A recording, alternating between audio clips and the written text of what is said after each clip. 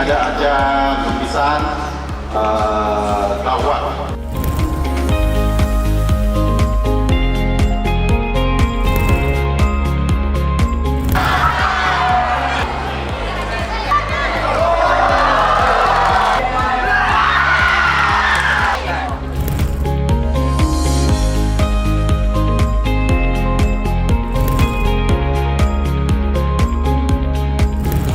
Apabila tiba kepada pemain yang terakhir, dia akan berlari ke hadapan.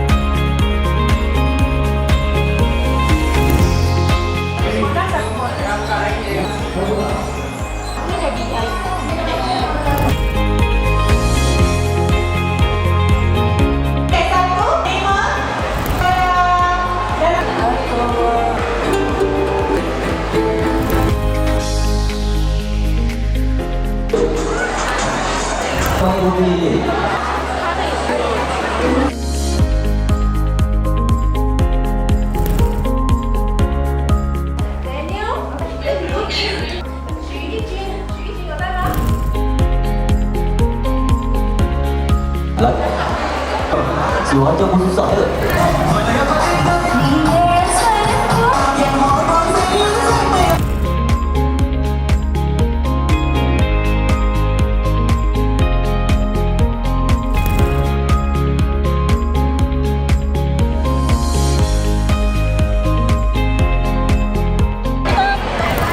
Baik,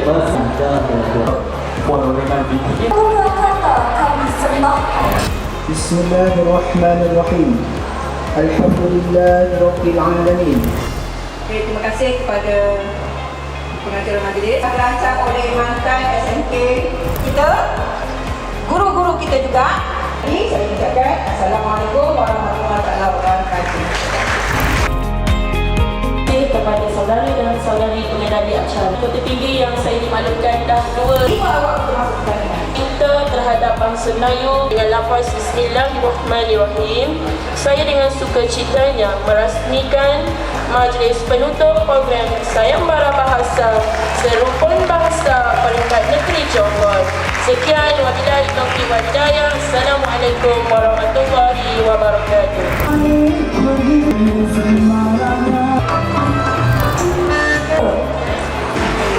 Kepada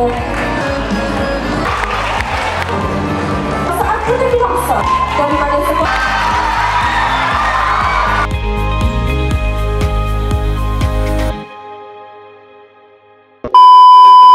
Hai, kita dari Sekolah SMK Taman Indah.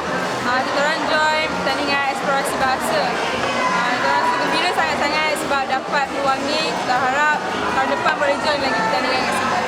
Kerana beri hadiah yang begitu bermakna kepada kami. Sekian, bye. SMK Jalan Kota Tinggi